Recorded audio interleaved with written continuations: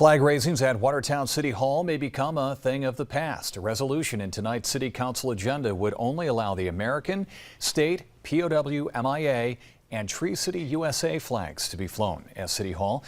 That would mean next month's Juneteenth and LGBTQ Pride flag raisings would not be allowed. Mayor Sarah Pier says the policy has been talked about for a while now, but has gained more steam with recent events and conflicts happening across the country and the world. There is a worry about a recent request to raise the Israeli flag at City Hall, but not everyone on City Council agrees with excluding groups from flying a flag. I understand the concern, and I believe that it's out of concern that they put something together, but there should have been a longer period of time for us to discuss this, for the public to weigh in on it. You can certainly invite council members to represent the city at their events. There are proclamations that can be prepared for them to recognize the occasions or special events that will be held.